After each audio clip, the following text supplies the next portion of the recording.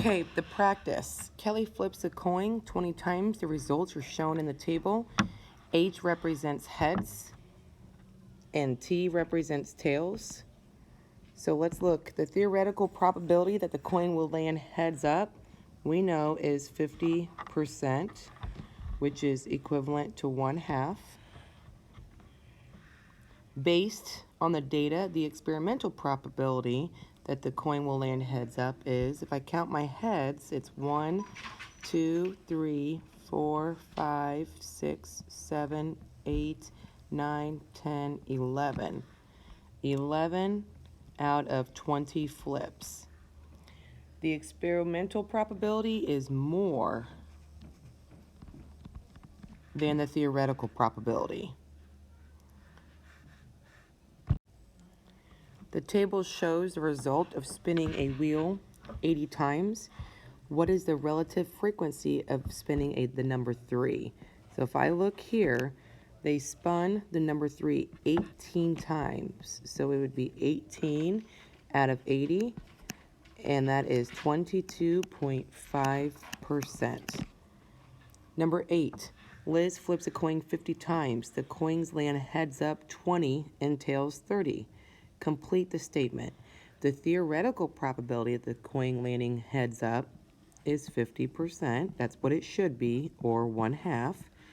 Based on Liz's results, the experimental probability of landing heads, it landed heads 20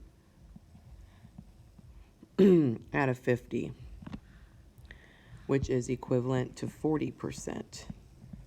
So the theoretical probability ended up being more than the experimental.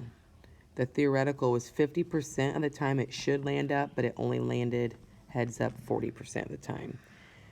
Jess spins a pointer 25 times and finds the experimental probability of the pointer landing on 3 to be 4/25 or 16%. The theoretical probability of it landing on 3 is 1/4. Why might there be a significant difference?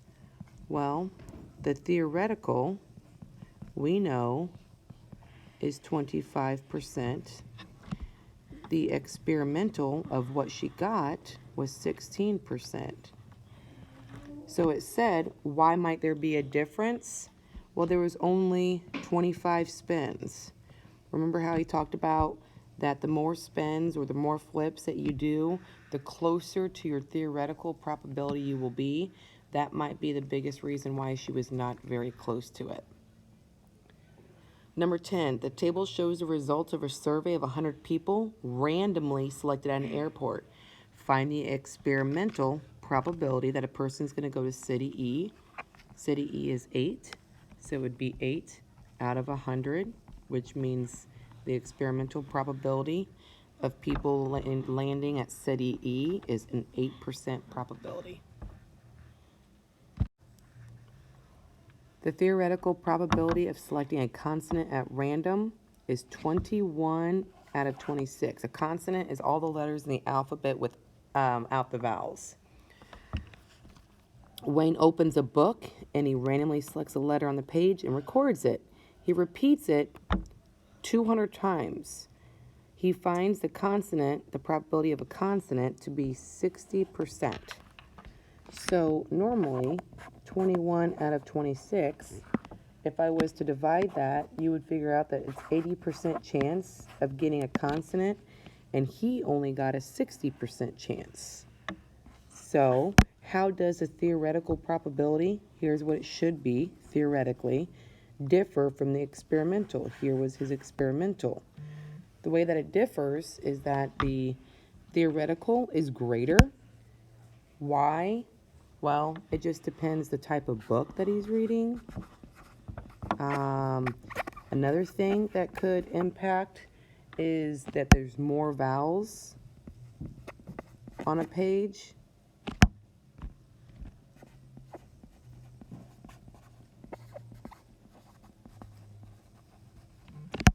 The biggest thing that you understand about this is that the theoretical probability was greater than the experimental. Number 12, 7 different names are written on sticks. and they're placed into a cup. A stick is chosen 100 times, and Grace is chosen 23. So if there's 7 sticks, the theoretical probability of choosing Gracie's name should be 1 out of 7. He chose it 100 times, and experimentally, he got 23 out of 100. So 1 divided by 7, that's going to give me 14%. This is 23%. So what could affect your experimental probability for this to be greater than that? Well, you can see the names on the sticks, and that makes a big difference. You know, he could purposely been pulling her name or so forth. 3 more problems. Number 13, each of 3 friends flip a coin 36 times. Angel, 20 out of 36 for tails. Michael is 17 out of 36. And Fernanda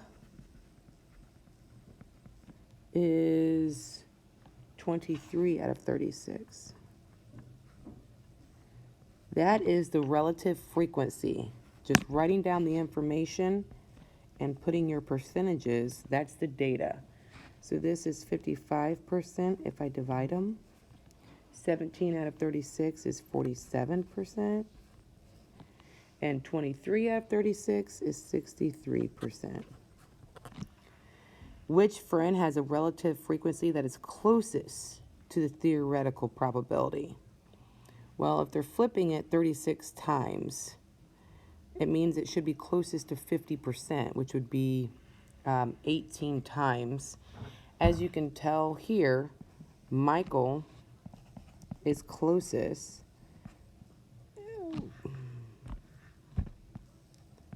Michael is closest because of the fact that he's closest to the 50%. 50% was the theoretical probability. He's only 3% off here. He's only 1 flip off.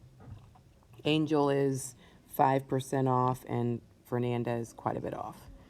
Last one. In a survey, 125 people were asked to choose 1 out of 5 cards labeled 1 to 5. Here's my numbers. My card number 1, 2, 3, 4, 5. The frequency tells me how many times they chose it. So they chose the number 1 15 times. They chose the number 2 30 times. The number 3, 35. The number 4, 20. And the number 5, 25. The results, compare the results, the theoretical probability and experimental probability choosing a card with the number 1. So here's what I'm looking at. First off, the theoretical, meaning what it should be, is 1 out of 5, which we know 1 out of 5 is 20%. And he surveyed 125 people, so his experimental probability was 15 out of 125. So if I do 15 divided by 125, I get 12%. So the experimental probability is less than the theoretical, meaning that the number 1 card was picked less than what it should have been. And the last question, number 15. The best player on a basketball team makes 75% of his free throws. The second best makes 70%, and the third best makes 65%. Based on their experimental probabilities, estimate the number of free throws each player will make in the next 40 attempts. Now, there's multiple ways you can do this. You can find 75% of 40, 70% of 40, and 65% of 40. However, I'm going to go ahead and do kind of what we've been doing. So 70% is always over 100, equals how many shots out of 40, okay? So when I use cross products, 70 times 40 is 2,800 equals 100x. When I divide each side by 100, you get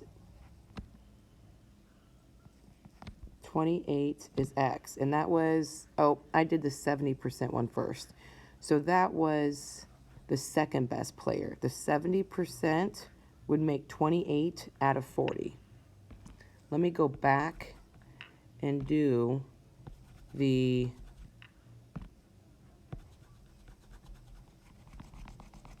first best player, okay?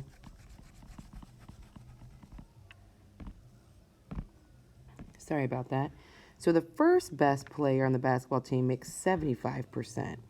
So if he makes 75%, that's 75 out of 100, how many shots out of 40? When I use cross products for the 75, you're going to get 75 times 40 is 3,000 equals 100 times x is 100x. Divide by 100 on each side. And the best player would make 30 shots out of 40. The second best player would make 28 shots out of 40. And now let's do the last one. The last one is 65%. And the last one is 65% out of 100 is equal to how many shots out of 40? So cross products, 65 times 40 is 2,600. 100 times x is 100x. Divide each side by 100.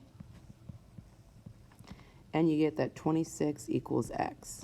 So what that means is the best player should make, when I did the 75%, should make 30 shots out of 40.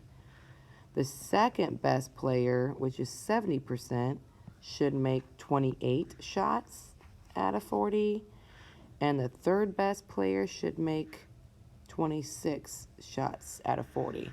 Once again, I know you guys have your own way of figuring out how to find the percent of a number, and I'm okay with that. I'm just setting up ratios, so that way it's kind of the same method that we were using before in the previous lesson when it was the theoretical probability.